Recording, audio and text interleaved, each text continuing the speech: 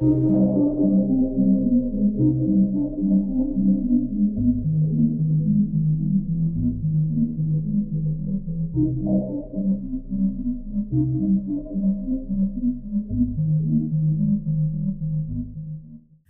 ghosties.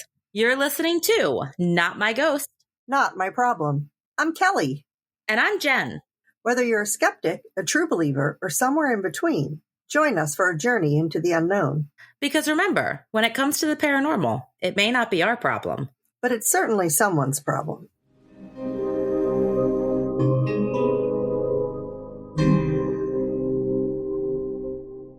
Jen, shall we talk about... No. No? No. No, we shouldn't? I think we should. Oh, damn it.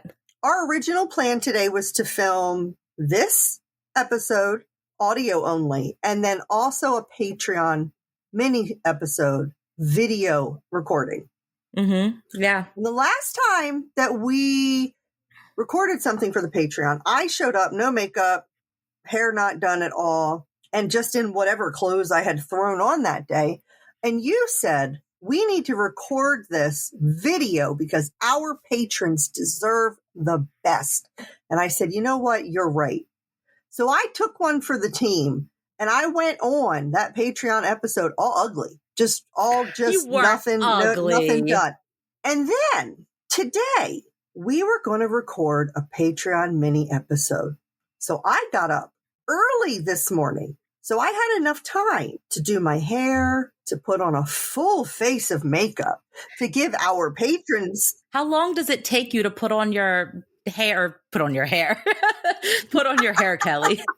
My hair just grew on my head, Jen. How long does it take you to do your hair and makeup? It adds about another, at least 40 minutes to my routine. What? I can do my hair and makeup in 10 minutes. Right. And how old are you? And how many wrinkles do you have? I've got wrinkles. This is much more of a job than what you're working with. So I got up early so I could be ready. And I put on we're doing a mini episode for Halloween. So I got my Halloween Town sweatshirt on. And I show up to this call and you're sitting there with no makeup, hair not done, in pajamas. No bra on. No bra. Telling me, yeah, we're not doing the Patreon episode today because I'm not ready. Mm-hmm. How dare you? I'm the worst. I know. I honestly forgot that we did video with it and I just didn't finish doing the topic and everything for it. So I was like, the episode we have to record today is a long one. So we'll just, do it another day, forgetting that, video and all that was a thing. Also, I'm traveling this month, so we need to get as much done as we can. Yes, I know.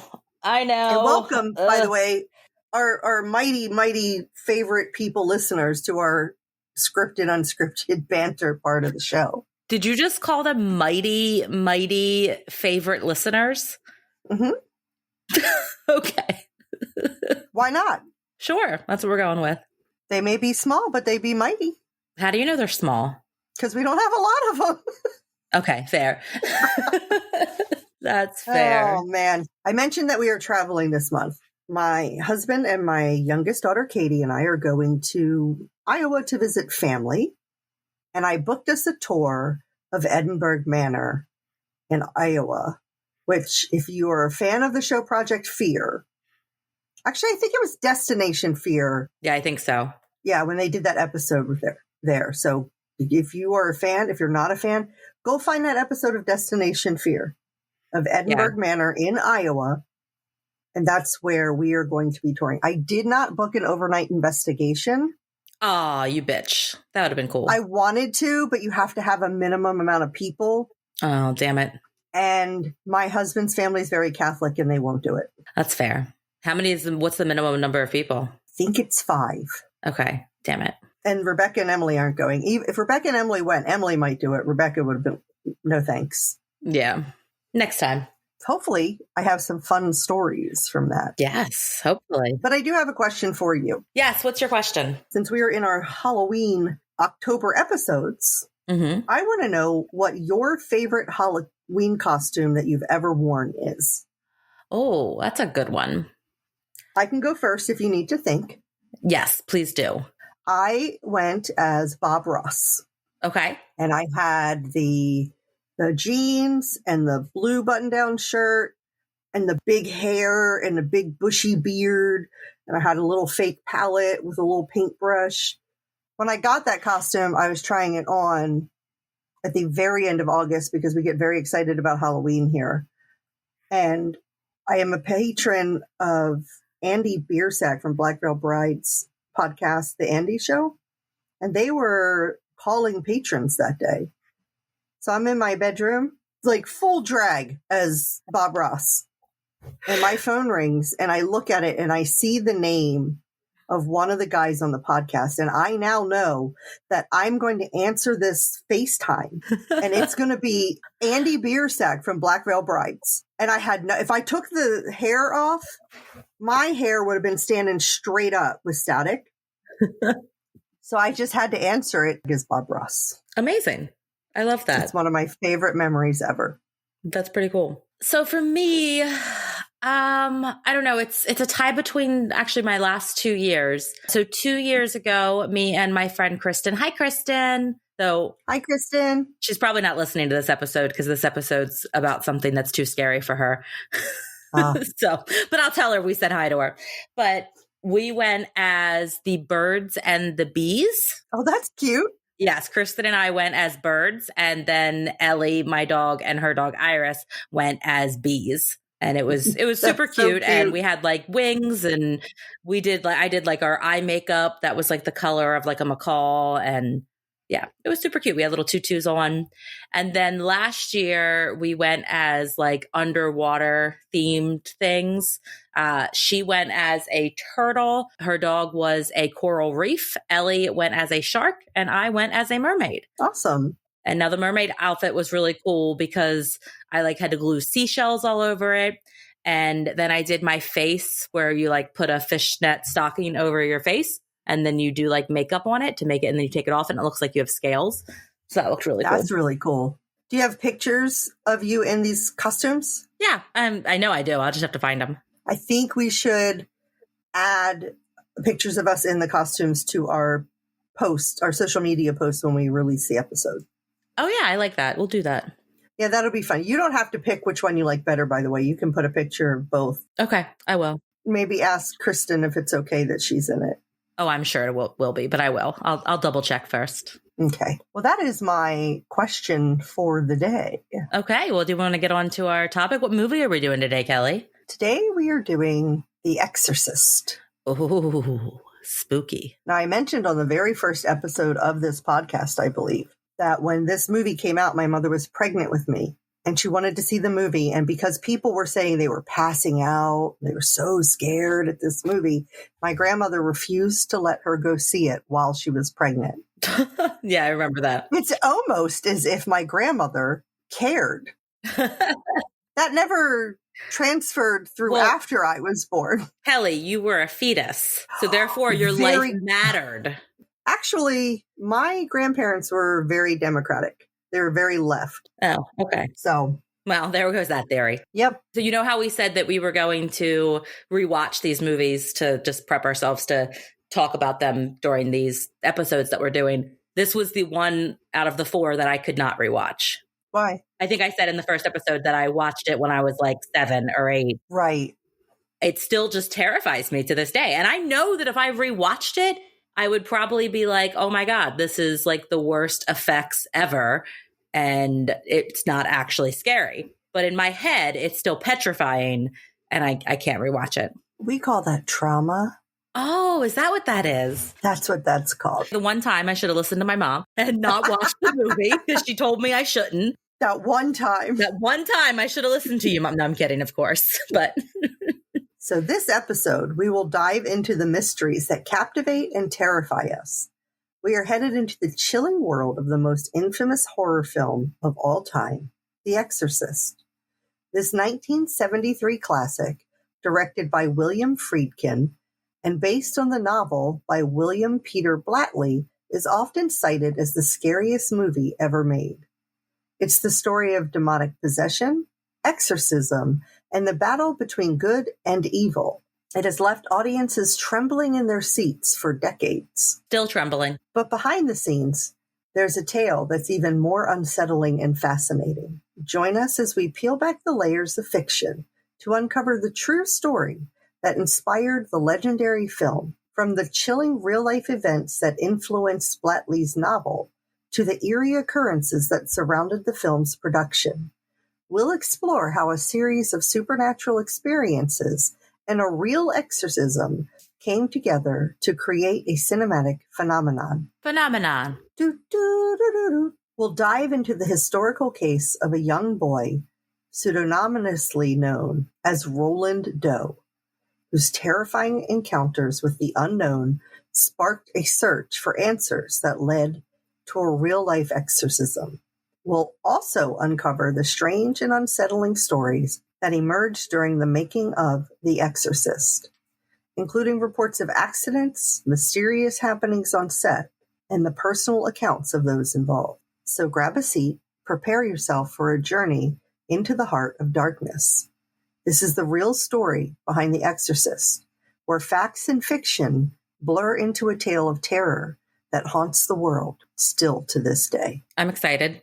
Kinda. Also scared. Kinda. It'll be okay, I promise. Okay. I'm going to give a very brief facts about exorcism, its historical roots, and just some of the types of exorcism. Okay.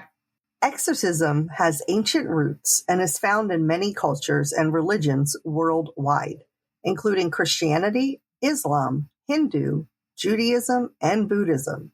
In Christianity, exorcisms have been performed since the early days of the church, with rituals becoming more formalized in the Roman Catholic Church during the Middle Ages. There's 3 different types of exorcism. Okay.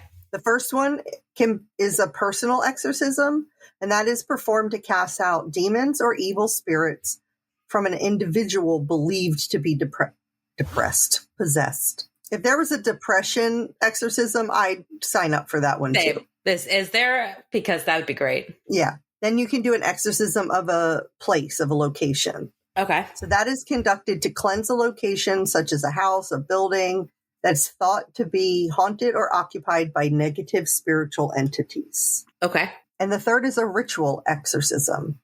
In some traditions, exorcisms are performed as a part of a regular religious rite to prevent possession. So it's the condom of the exorcisms. Ah, okay. That sounds reasonable, I guess. Yeah. Do they do it on people, like, does everybody get one? Or is it like people that are high risk for being possessed? And if that's the case, then what makes you high risk for being possessed? I guess it depends on the people in the religions that treat it that way. I would imagine all of them protect themselves from possession. Okay. The Roman Catholic Church has kind of perfected, shall we say, the exorcism. So the Roman Catholic Church has a specific rite for exorcism detailed in a text known as the Ritual Romanum. Okay. The Ritual Romanum outlines prayers, commands, and rituals used to confront and expel demonic entities. The latest version was revised in 1999. Okay. Yeah, it's weird because, I mean, I guess it makes sense, but I guess just being in the United States where Christianity and Catholicism is so popular, I never really thought of other religions having exorcisms. I just thought it was like a purely Christian thing, but, makes sense. Same. I never really looked at it as anything outside of Christianity, but again, being raised in a culture that is so immersed in it. Yeah, exactly. Exorcisms in the Catholic Church can only be performed by a priest with permission from the bishop. This is typically a specially trained priest known as an exorcist. So there are some symptoms of I said depression again. What is the sun's going away and my seasonal depression must be hitting me harder than I thought. There are some symptoms of possession. Oh, symptoms. Yeah. Like an illness, I guess. I guess you can say it's an illness of some sort. Sure. Yeah, we'll go with that. Kind of. I like it. Signs believed to indicate demonic possession include speaking in unknown languages, Although my church did that all the time when I was growing up, and they just called it speaking in tongues. Yeah, that was normal. Exhibiting supernatural strength, aversion to religious symbols. If you only have one of these, then you're not considered possessed. It has to be like multiple. Because I have aversion to religious symbols, but I don't think I'm possessed. Does it burn your skin? No, not that averse. Okay. I think we're good. Because, like, I don't even believe in God, but I do like the aesthetic of a cross. And I don't, like, burst into flames if I touch one. That's fair. I never understood the cross because, like, Jesus, second coming, whatever, he's going to come back. You would like to think that the last fucking thing he wants to see is the worst moment of his life. Right. Like, just all of his followers just wearing around their neck, like, the most painful experience he's ever had. If you're a Catholic, they, I guess, would wear a crucifix, which would actually have Jesus on the cross. Right. Even worse. When I grew up, it was just the cross itself. But it would be weird if your cousin was killed in a drunk driving accident to then start walking around wearing a necklace that has like two cars smashed into each other. Exactly. That'd be kind of fucked up. It would be. I always thought that was weird. From a psychological perspective, modern psychology often interprets symptoms of possession as manifestations of mental illness disorder, such as dissociative identity disorder, schizophrenia, or epilepsy, which I don't know why they have epilepsy listed as a mental disorder, mental health disorder. That's not quite the case. Many exorcists actually collaborate with medical professionals to rule out psychiatric conditions before proceeding with an exorcism. Which is good. I give them credit for that. You don't want to label something as a demonic possession when somebody is having a Absolutely. real mental health crisis and needs real mental health help. Exorcism remains a complex and controversial subject, blending elements of faith, culture, psychology, and the supernatural. The Exorcist, released on December 26, 1973, terrified audiences across the globe. People were so frightened that many walked out within the first 10 minutes, and there were reports of viewers passing out from fear, which I have seen this movie many times, and I think that is extraordinarily ridiculous. I was like 7 or 8, and I didn't pass out from fear. I mean, it may have haunted me my entire life, but I did not pass out from fear. Right. Might have been better if you had. Might have been. The Exorcist struck a nerve, tapping into a deep-rooted fear of the devil, a fear ingrained in us from a young age by society, church teachings, and popular culture. The impact was so profound that the Catholic Church saw a noticeable increase in both church attendance and requests for exorcisms. But did you know The Exorcist was inspired by a real-life story? I think you did, because that's the I've whole reason why we're said doing that. this episode, right? Exactly. The film is based on William Peter Blatty's novel, The Exorcist, which tells a chilling story of a 13-year-old boy from Maryland, referred to as Roland Doe. This name, of course, is a pseudonym to protect his identity. Blatty, an English major at Georgetown University at the time, knew a Jesuit priest familiar with Roland Doe's case. Blatty would have had access to a wealth of information about possession and exorcism, including newspaper clippings from Washington, D.C., describing a boy who was believed to be gripped by the devil. Recently, a diary detailing the events was discovered, shedding new light on the terrifying experience of Roland Doe and his family. Oh, a diary. When they say recently, I don't think it's all that recently, but recently as to when the article was written that you got this information from. All of this took place, I believe, in the 60s. So I think it was like the 90s or so that they found. Okay. That they found the diary. That's recent, right? That's not that long ago. I mean, I don't think it's that long ago at all. It's like 5-6 years ago. Exactly. 10 at the most. I agree. Roland lived in Cottage City, Maryland, and was an only child. His friends described him as hyperactive and a bit of a troublemaker. He was especially close to his Aunt Tilly, who lived in St. Louis, Missouri. Aunt Tilly was deeply involved in spiritualism, a belief system centered on communicating with the dead. Oh, that's why he got possessed. He was close with the person who liked to talk to the dead, and kidding, of course. Well, during one of Roland's visits, she taught him how to use a Ouija board. Oh, that's a big no-no. Which many believe have been the gateway that allowed something sinister to enter Roland's life. I would never do something as dangerous as touch a Ouija board. Never. I don't have one in my house about 10 feet from me right now. I would certainly never spend money on one. No. Never. I didn't spend money on one. I know. Someone else got it for me. It was the spirits. It was. They Amazoned it to my house. I wish spirits would Amazon shit to my house. Right? Not that I need any more Amazon packages showing up here. I could use some. It all began on January 15th, 1949, in Roland's Maryland home. His mother heard scratching noises coming from the walls. Squirrels. She assumed they had a rat problem. Okay. I do just want to point out that me just randomly saying squirrels was not my ADHD. I actually meant squirrels.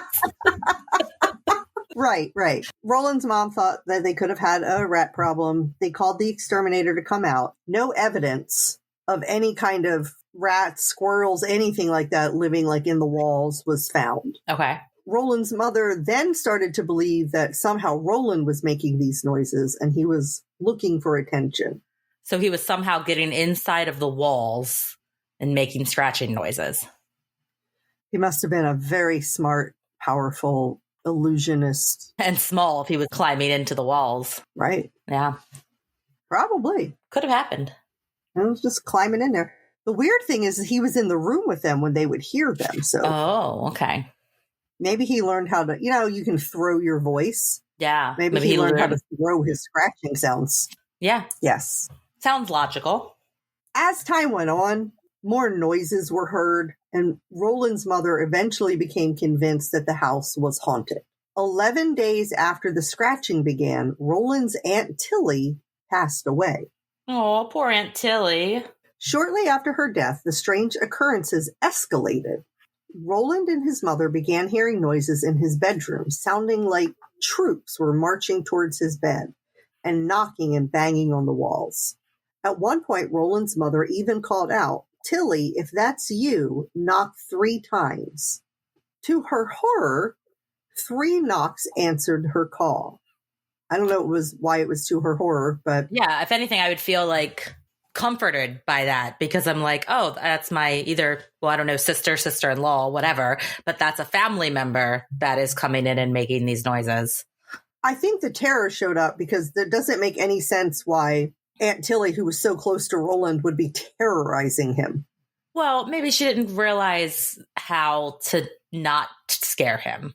They always say when you first pass over that it takes a little bit for you to figure out how to make yourself known to humans as a ghost, that you're kind of like playing with the things that you're doing, not realizing how they're coming across. So it's possible she was just... Who is they? I don't know. They, people. They say that. Okay, they say that in Supernatural. Is that our source? Yes. It's Supernatural. Yes. Sam and Dean said it, bitch. Actually, Bobby said it. Oh, Bobby. Okay. Come on. Well, Bobby knew his shit. Right. Bobby knew what he was. When Bobby was a ghost, he was trying to figure out how to make himself known to Sam and Dean. And he was struggling in the beginning. Okay. Yeah. As long as you have a good solid source. I do. It's Bobby. As these disturbances continued, activity spread throughout the house. Dishes were moving on their own, chairs would slide across the floor, and almost nightly, Roland's bed would begin to shake violently. No, thank you. What started out as mere shaking soon escalated to the mattress bouncing up and down, with the headboard banging against the wall. Now, I have made some mattresses bounce, and I have banged some headboards against a wall, but it was not for demonic reasons. No, I was going to say that sounds like fun, actually, but yeah. Probably not for a small child. Probably not doing it for the fun reasons. 13. Could have been exploring fun by himself. That's true, but you don't make the headboard bang when you're exploring fun by yourself. I don't know what he's doing. You don't know what he's into. That's fair. Beyond the physical disturbances, Roland would wake up thrashing and screaming in a guttural voice that wasn't his. The noise was so loud that neighbors began to hear it, and rumors quickly spread about Roland's strange behavior. His classmates noticed odd occurrences around him at school, like books flying off of desks, and his desk vibrating across the floor. Now, you were a teacher.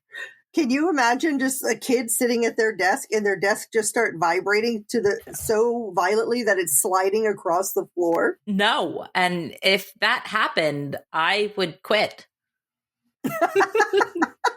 I'd be like, peace out. I'm leaving. My time's up. Sorry. Miss Cooper out. Out. Y'all knew y'all were demons, but now it's getting a little too real. You taught third grade, right? Yeah, they are little demons at that age. Yes. The situation became so severe that Roland eventually stopped attending school altogether. Good. Because no teacher would stay in a classroom with him. I mean, not good that a small child couldn't attend school, but good for, again, coming from a teacher, good for the teacher because I would be like, I'm sorry, principal, whoever, you need to get this demon out of my class because I can't do it. Concerned for his health, Roland's parents took him to see a doctor. They searched for any signs of physical illness such as epilepsy or Tourette syndrome. And it is important to note that the church, as we said before, has to be very, very cautious when declaring someone possessed because a misdiagnosis could prevent a person from receiving proper medical care. If you had epilepsy and they labeled it as demonic possession, you could die from a seizure. Great. So, that sounds like a great time. Yeah. After finding no physical explanation for Roland's symptoms, they consulted a psychiatrist to rule out mental illnesses like bipolar disorder or schizophrenia. I don't know anybody that has schizophrenia, but I do know people with bipolar disorder, and I've never once thought it was a demonic possession. Yeah. I guess there's varying degrees of how bad it can be, but... Yeah, I've never seen one that bad either. Oh, that's not true. You know, now that I think about it, my father was bipolar, and he certainly... Although the psychiatric knowledge in 1949 was very limited, Roland was found to be normal, but high-strung. What is which normal? We would likely diagnose... if somebody was normal but high-strung, today we would probably diagnose them with anxiety, ADHD, a whole mess of neurodivergence. Yeah. But again, what's normal? Normal's such a loaded word. I don't like it. You don't like it? I don't like it. Is normal described as behavior that the largest number of people in society exhibit? Right. But I think it's very rare that someone doesn't have something different about them. So then how do you classify a single person as normal? I think too, back in 1949, I don't know why I said 60s earlier. This was 1949. Oh, so, okay. You know, they certainly weren't doing freaky crap back in 1949. No, absolutely not. I think a lot of people were not quote unquote normal, but felt that they had to present. It was a very highly masking situation for years and years, I think, for a lot of people. Yeah, I'm still masking. You have to think that you could be thrown in these insane asylums. Right. For anything, especially being a woman. I would have been in an insane asylum. We've already covered that one. Desperate for answers, the family turned to their minister, Reverend Luther Miles Schultz, who had an interest in parapsychology, which is weird, but okay. That is the study of unexplained phenomena. That appeared to be linked to psychic abilities or forces. I don't know many reverends that are into psychic abilities, but okay. No, me neither. Reverend Schultz highly suspected poltergeist activity, characterized by objects moving on their own, doors opening and closing, lights turning on and off. Curious to observe Roland outside of his home environment, the Reverend invited him to spend the night at his house on February 17th, 1949. And a quick note, The official stance of this podcast is do not let your children go spend the night at the Reverend's house. No. Yeah, no. Don't do that. No. Ever. Don't let your child go spend the night at any non-family and even some family, depending on the person, house alone without other children. It's a good policy to stick to. Yeah. Be that as it may, Roland's parents agreed to it. And back in the 40s, if a minister, a reverend, a priest, they wanted to do something, you didn't question them. You didn't tell them no. They were holy men of God. They would never do anything wrong. Never. They never do anything unholy. So Roland goes over to spend the night. Now they each had their own bed. That's which good. Is real good. I'm glad. Thanks for real good. Thanks for that. I was worried. They each had their own bed in one room, and the Reverend's wife was sleeping in another bedroom. She was in the house, but she was not in the same bedroom. Okay, that's I don't know. I know. I don't like it either, but it is what happened. It makes me feel icky inside. Very icky. As soon as the lights went out, Roland's bed started vibrating. Yeah, it did. Sorry. This is hard to get through because it's a lot of, you have a small child sleeping in the same room as a reverend, and then there's a bunch of bed stuff that starts happening, and the jokes are there, but I don't know that they're appropriate. No, they're not appropriate at all. Still skeptical, Reverend Schultz had Roland move to a chair in the corner of the room. First of all, how are you still skeptical? Like, you were in your house, so you know this child didn't do anything to this bed to be able to make it vibrate. Also, it's the fucking late 40s, early 50s. There's not technology out there that can just make a bed fucking vibrate on its own. And you just saw it happen, but you're like, I don't know. Maybe he could have been magically making the bed vibrate somehow. I think skepticism is healthy in any situation like this. Sure. So he moves Roland into a chair that was in the corner of the room. But as soon as the Reverend settled back in bed, the chair began to shake violently. So violently that it eventually tipped over, throwing Roland onto the floor. That it would be when I would be like, okay, Roland, you have to sleep on the floor.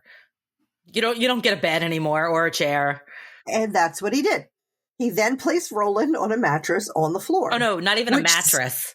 He gets a blanket. The mattress soon begins sliding around the room. Oh, my God. Eventually pushing itself under the Reverend's bed. Roland, seemingly in a trance, bounced up and down, smashing his head against the springs of the Reverend's bed. I don't like how any of that sounded, people, but it is the information that is out there. I don't like how it sounded. I don't like the visual. I don't like any of it. I think I'm leaving. Nope. I'm out. I'm done. I'm out. Yeah. My dinner reservation has been moved up. I need to go. Sorry. Oh, I'm sorry that my best friend got in a car accident. I got to go pick her up. Yeah, sorry. After returning home, things only worsened for Roland. The Reverend reported that 3 scratches appeared on Roland's body for 4 consecutive nights. At this point, Reverend Schultz realized this was beyond his capabilities. At that point, that's the thing. At that point. Not the mattress sliding under his bed and banging up on his, like none of that. Violently vibrating chair falling over. That didn't do it in. It was the scratches. He eventually advised the family to seek help from the Catholic Church. Eventually. Which has more experience dealing with cases of possession. The family then reached out to Father Albert Hughes, an assistant priest at St. James Catholic Church. When Father Hughes met Roland, he reported that the room's temperature dropped noticeably. The phone slid off the desk and Roland shouted, "Why bother me, you priest from hell?" Okay. Recognizing the signs of a demonic possession, Father Hughes became convinced that Roland was possessed and that his activities with Aunt Tilly had opened the door to something evil. He contacted Archbishop Patrick O'Boyle in Washington, D.C., who reluctantly agreed to an exorcism. Reluctantly. Okay. In late February, Father Hughes admitted Roland to a Georgetown hospital under a false name. During the exorcism, as Roland was strapped to the bed, he managed to free one hand, grabbed a spring from the mattress, and slashed Father Hughes's arm from shoulder to wrist, requiring over 100 stitches. Jesus. After returning home from the hospital, Roland screamed in pain one night, and his parents found scratches on his abdomen that seemed to spell out the word Lewis. Believing it was a sign, they relocated to St. Louis, where they had relatives, hoping to find some answers and perhaps salvation. I'm sorry. The demon told you, or the demon carved on your son's skin the word Lewis, and you think he's giving you a sign to relocate? For salvation. For salvation. The demon is saying, yes, go here and we'll leave your son alone. If anything, I would have thought the demon was saying, Aunt Tilly in St. Louis was into this shit, and that's why you're in this situation. Yes, but I wouldn't take advice from the demon. Exactly, not relocate to St. Louis. Either you're taking advice from the demon or you suddenly think God is now carving shit into your child's skin. I guess. Either are fucking insane. This stuff must have been so earth-shattering and shaking this family up so bad. They no longer had the ability to make rational decisions because they did pack up and move to St. Louis. Insane. Moving across state lines isn't easy or cheap, as you know, because you've done it. Yeah. And that's in 2023 that I did it. Right. Yet, by March 8th, 1949, they arrived in St. Louis to stay with relatives, devout Catholics, hoping they had left the devil behind. But yeah, I'm sure they did, because, Because that's how easy it is. Yeah. You just move states.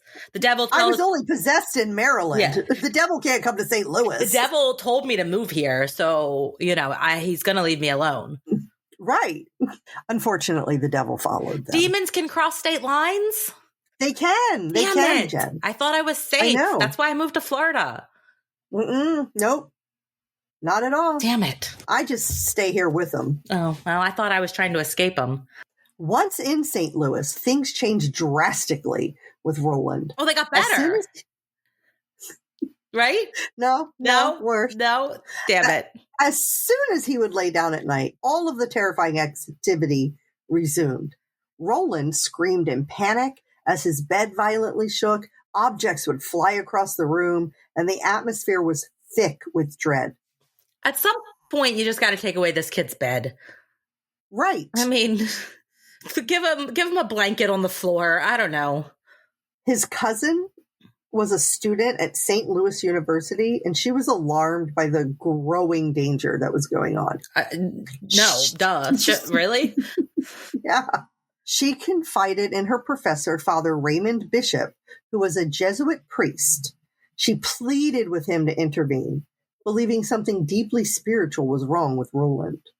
On March 11th, 1949, Father Bishop visited the family home and brought along a respected priest, Father William Bowdern. Wait, did you say initially Father Bishop? The one priest's name was Father Raymond Bishop. Oh, okay. Because I was thinking like Bishop is a type of priest. I was like, were you just combining the two? I was confused for a second. Nope, that was his name. Okay, Father Bishop. Father Bishop brought along with him a priest named Father William Bowdern. Initially, they observed Roland calmly lying in his bed, and Father Bowdern began reciting prayers. For an hour, nothing unusual happened as the priests started to doubt any demonic presence at all. But the moment they left, chaos broke loose. Of course. Loud noises echoed from Roland's room. A bottle of holy water hurled across the room, and the bookcase moved across the floor, blocking the doorway. No, thank you. They obviously called the priest right back. Yeah. To witness the strange activity. Now Father Bowdern suspected something darker was at play. Bowdern turned to the Catholic Church's long-established exorcism rites.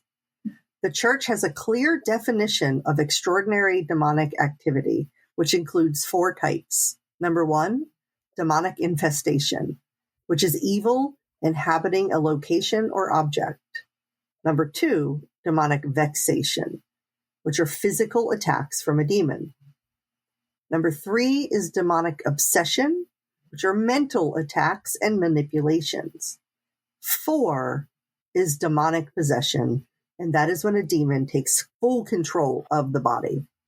But at this point, it wasn't really doing anything besides like scratching, but Roland wasn't really acting any different yet.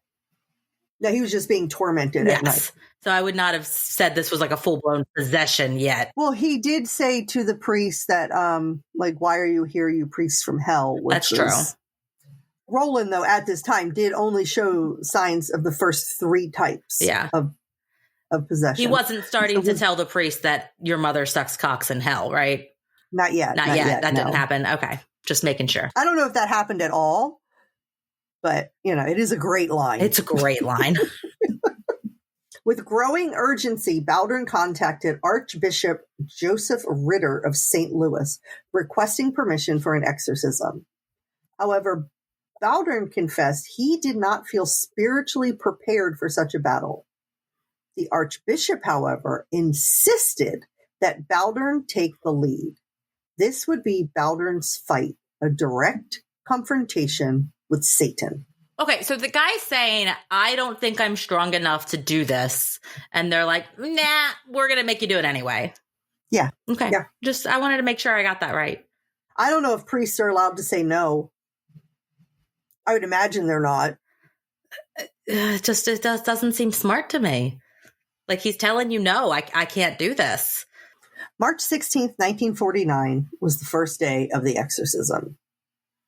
Father Baldwin, bishop, and a seminary student named Walter Halloran gathered, deeply aware of the risks they were taking. Roland's life wasn't the only one at stake. The devil could turn on them at any moment. As the ritual began, Baldwin laid out sacred items, holy water, a crucifix, and the Roman ritual, the official exorcism text. The prayers started, and then horrific things started happening. Bloody scratches appeared on Roland's body out of nowhere, deepening as the prayers continued. Roland's screams pierced the night as the priest watched in horror.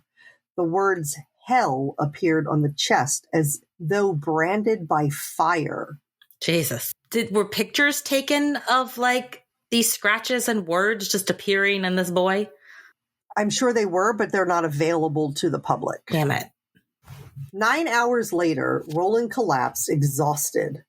Baldwin knew this was only the beginning. After 2 nights of battling demonic forces, Roland acted like a normal 13-year-old during the day, leaving his family to believe that the worst was over.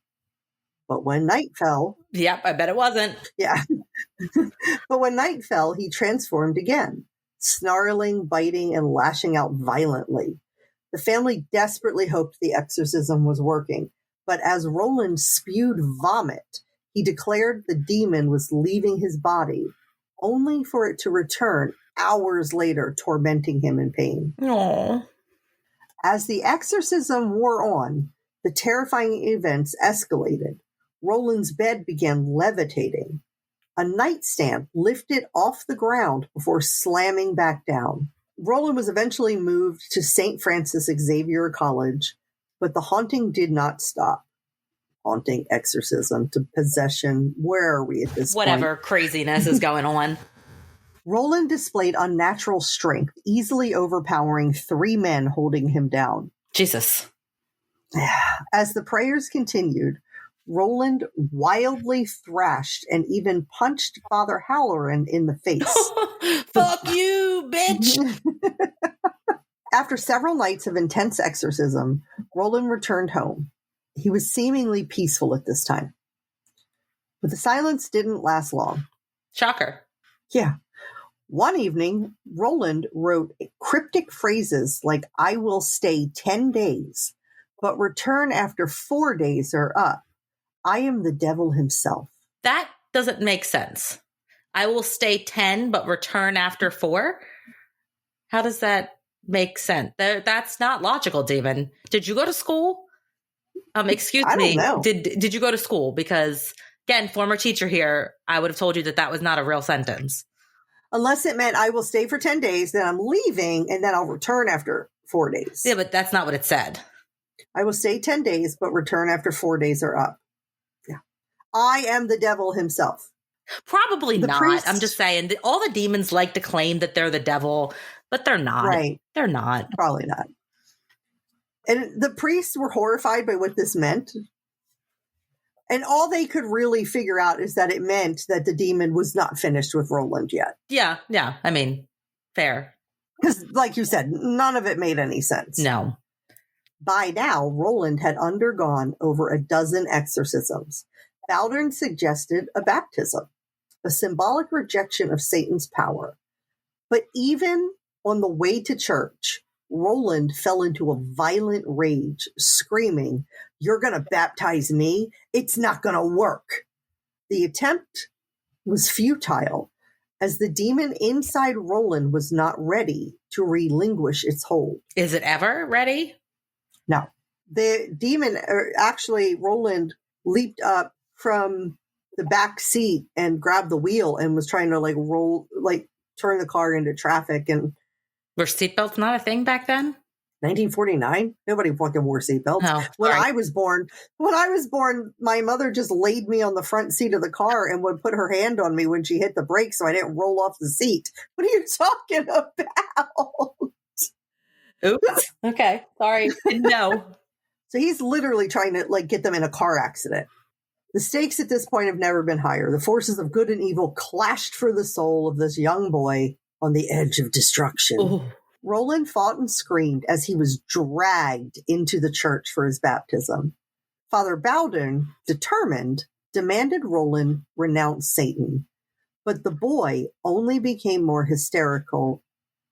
Repulsed by the holy water, he thrashed and kicked while 3 men struggled to hold him down. Eventually, they shortened the baptism ritual out of necessity. That seems fair. It does, but I think that if you're going by Catholicism, that means it would not work. Oh, okay. There's a reason it's the ritual. I don't know that much about it. 3 days later, Father Baldern made a drastic decision. Roland needed to return home to Maryland. Oh, yeah. Sure, let's move again. Okay. He explained to the family that he would accompany them, find a hospital, convent, or monastery where Roland could be treated. The exorcism was taking a very physical toll on him. He wasn't eating, and he had become thinner, and his behavior was erratic. Despite their efforts, no institution would take Roland. His case was too complex and too frightening. With no other option, Father Baldern decided to return to the Midwest for one final desperate attempt to save the boy. Now, I want you to hear what I'm saying here. The family lived in Maryland. Mm-hmm. The devil wrote Lewis on his stomach, so they moved to St. Louis. Mm-hmm. The priest that is performing the exorcism says, you have to go back to Maryland, and I'm going to go with you, and we're going to find the people that can help, and I'm going to help set it up. Yeah. They got there. Everybody said no. So the priest told the family they had to move back to St. Louis again. Oh, my God. That's a lot of moving. That is. You wouldn't think, I mean, I know not as easy to just call somebody up and be like, hey, is there a place? But you would think maybe they could go ahead and to Maryland and scout it out before they just all got up and moved. You would think. Especially with a child that likes to try to get you into a car accident. That's what I was just going to say. It's if they couldn't get him to the church for the baptism without wreaking havoc, I don't know how they thought the rest of this was going to go. Yeah. On the 26th day of the exorcism, Roland was admitted to the Alexian Brothers Hospital psychiatric ward. The hospital, run by monks, offered a place of secrecy to shield Roland from public attention. But rumors quickly spread about the special patient on the ward. This was at the start of Holy Week, which is one of the holiest times in the Catholic Church. But for the priest and monks tending to Roland, it was becoming a living nightmare. More like Hell Week. Right. Years later, in 2014, Brother Greg Halowinski, an Alexian monk, broke his vow of silence in an interview with author Troy Taylor. Brother Greg recounted his experience during Roland's exorcism. On his first night in Roland's room, he witnessed the boy rip a priest's stole into 1,000 threads Jesus. during prayers of possession. Now, the priest stole, sometimes if you ever see a priest, they have like fabric around their neck. Yes. That like comes down. So different colors represent different things.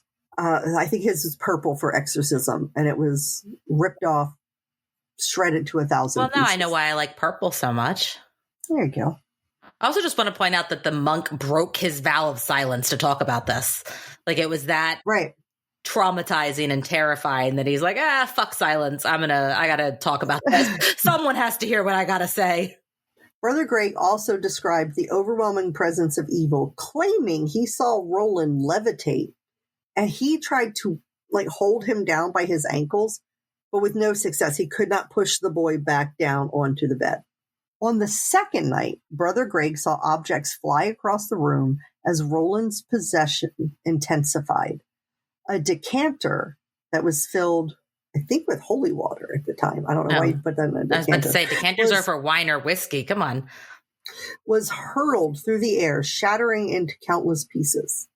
Brother Greg, who had weathered storms and tornadoes, said this was the worst thing he ever experienced. I would think so. Yeah. Storms and tornadoes are terrible, but the devil would have to be worse. Have to be more terrifying. I agree. It seems weird that he wanted to point that out. And then I believe he went right back to his vow of silence after this. Okay. He probably revowed the silence. He was older. He was dying of cancer. And I guess he thought that this was information that needed to be out there. I guess. On the 29th day of the exorcism, it's right before Easter, Father Halloran took Roland to a retreat center overlooking the Mississippi River, hoping the fresh air might calm him. Yeah, because that's what gets rid of demons. Fresh air. That's why all exorcisms are done in like the mountains, right? Because fresh air is bad for demons. Of course. Yeah, that's what I thought. They walked a path lined with statues depicting the stations of the cross, which is the path that Jesus took during his crucifixion. So if you look at these statues, one will be he's being like beaten and whipped. And then like the next, I don't know, they're putting the crown of thorns on. And then the next one, he's like walking with the holding the cross. And then eventually it ends with crucifixion. Well, it doesn't end with the crucifixion, but then it goes to the tomb and it just goes through the whole thing. Okay. As they reach the 14th station, where Jesus is laid in the tomb, something snapped in Roland. Good snapped or bad snapped? Bad snapped. Oh, okay. He broke into a seizure and started running towards the edge of a cliff. Oh, no. Father Halloran barely managed to tackle him, preventing what felt like a demonic attempt to lead them both to death. How old is this father? Because I just picture him being in like his like 60s or 70s. He's like, young because he started out, he was in seminary. Okay. So he was young. I was just picturing a really old guy like trying to run after this 13-year-old boy and tackle him before he jumped off a cliff. Well, I assume that he was young, but I guess you can enter seminary at any age, really. It didn't say his age. Okay. I'm going to stick with the old image. Just funnier. Okay. I like it. So it looks like they're going to lead them. This demonic entity is leading them both to their death.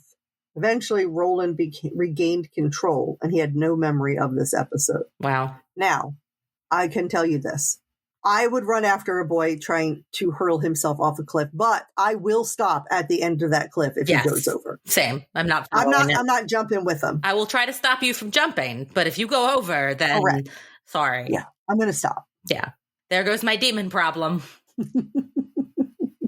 Actually, if the body dies, the demon goes somewhere. It might come back up into you. Oh, okay. Well, then I might jump over the cliff then.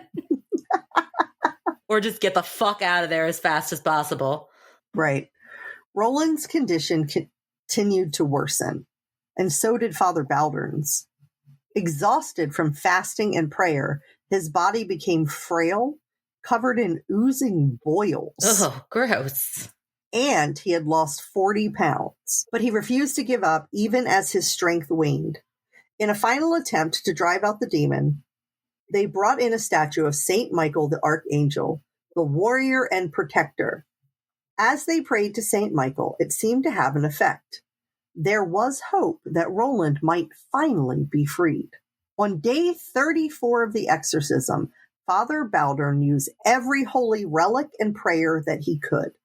Roland cried out that the holy metals around his neck burned his skin, but Father Baldern refused to remove them. Instead, he forced a crucifix into Roland's hand, triggering violent convulsions. As the struggle continued, Roland suddenly spoke in a deep, demonic voice, taunting Father Baldern. The demon claimed that he would never leave unless Roland said one specific word, a word he would never say. And you didn't tell him what the word was. He didn't say what the word was. Okay. At first I thought that when I was reading that he was speaking to him in this voice, that this might be the your mother sucks cocks in hell one, but no, just the word. Despite this, Roland seemed to gain control even in his seizure. He began praying out loud, commanding Satan to leave his body in the name of Dominus. What's Dominus? Father Bowden realized Dominus was the word. What the fuck is Dominus? It's the Latin term for Lord. Oh, okay. The demon claimed Roland would never utter that word, but as soon as Roland said it, he erupted in violent convulsions, the most intense of the entire exorcism. In a delirious state, Roland had a vision of himself standing outside a cave, watching Saint Michael force the demons back into the fires of hell. Michael smiled at him and repeated the word, Dominus. Then Roland fell still. When he awoke, he quietly said, "He's gone." The exorcism was over. Oh, thank God. Now, I'm thinking this is the 34 days of priests and everybody trying to exorcise this demon, and Roland is the one who exorcised himself. Yeah. Yep. So if you ever find yourself demon possessed, just say the word. Dominus. Yeah. That's all you gotta do. While others celebrated, Father Baldern prayed for a final sign. Suddenly, a massive boom shook the building. At the exact moment, an image of Saint Michael illuminated the dome of the nearby St. Francis Xavier College Church. Father Baldern took it as a sign that he needed. It was truly over. Roland stayed in St. Louis for a few weeks before returning home to Maryland. Gotta go back to Maryland. This family's back and forth, man. He later wrote Father Baldern telling him how happy he was that he had returned to school and he had gotten a new dog. The church never confirmed or denied Roland's possession, even though 48 eyewitnesses signed an ecclesiastical document detailing the events. That's like a religious document. That's like a testimony kind of thing. Right, but they're not going to confirm that he was possessed. No, but 48 people signed this document. Okay. Roland went on to live a quiet life. He remained Catholic, married, and had children, reportedly naming his firstborn Michael. He became a successful NASA engineer with several patents to his name. Roland died, I think it was not that long ago, but he was in his 80s when he passed away. Okay. Roland had never spoken publicly about the events that happened to him. Fair enough. I mean, I feel like it's pretty traumatizing. A lot of people think that he doesn't even remember what happened to him. But while Roland moved on, the memory of what happened in St. Louis lingers. Later on, when the Alexian Brother Hospital psychiatric wing was being torn down, workers found a locked room. Inside, they discovered a desk with a booklet, a copy of Father Bishop's diary about the exorcism. Oh, shit. This diary is how this extraordinary story became public. That's got to be a fascinating read. Yeah. I would love to get my hands on that. Yeah. We do have a couple little ghostly stories here. Okay. The production of The Exorcist is famous for not only its impact on horror cinema, but also for a series of eerie occurrences and unsettling events that surrounded its making. Here are some of those notable occurrences. Okay, let's go. During filming, a series of unexplained fires broke out on the set. including one that destroyed a significant portion of the set. Interestingly, the fire left the room where the actual exorcism scenes were filmed completely untouched. Interesting. Very interesting. There were also a lot of on-set injuries and accidents. Linda Blair played the possessed Regan, suffered multiple injuries, including a back injury during a scene involving a special effects rig. I guess when she was like levitating, they had something on like to lift her out of the bed, and it injured her back. Also, stuntman Jack McGowan, who played Burke Dennings, died of the flu shortly after completing his scenes, which some attributed to the film's dark influence. I think he just got the flu and died. Yeah, and I think the girl probably just got injured because the movie was made in, the 70s, and the technology was not the best? Right. There was also actor Max von Sydow, who portrayed Father Marin, which they didn't use the priest's real names in the movie The Exorcist. Well, I mean, they also switched from a boy to a girl, so, Right. Yeah. He experienced a personal tragedy during production.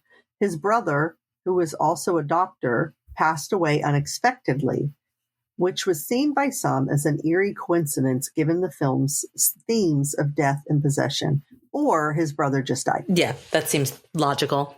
People, when they're filming something so dark and so like scary, I think it's easy to then let your mind go, oh, this happened because of this, and this happened because of that. Many of the cast and crew reported unexplained illnesses during the shoot. Several people involved with the film came down with severe illnesses, which were seen as possible curses or spiritual manifestations. Now, were these illnesses like things that were contagious, like the flu and colds? Well, the one guy died of the flu. Yeah.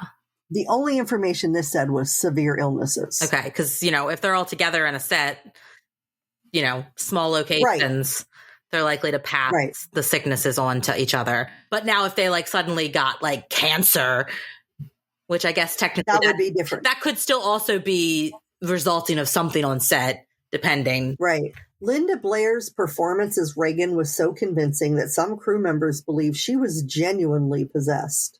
That's fair. She couldn't have just been a phenomenal actress. Yeah. There were numerous reports of strange occurrences around her, including unexplained changes in temperature and odd behavior on set. The film's writer, William Peter Blattley, had a close friend who passed away shortly before the film's release. Blattley believed this event was connected to the dark themes of the film and attributed to the film's disturbing nature. I don't know why they're taking every bad thing that happens. Yeah. It's kind of like when we did the episode on Robert the Doll, or just anything bad that happened to people after they saw Robert the Doll, they were attributed to him. The curse.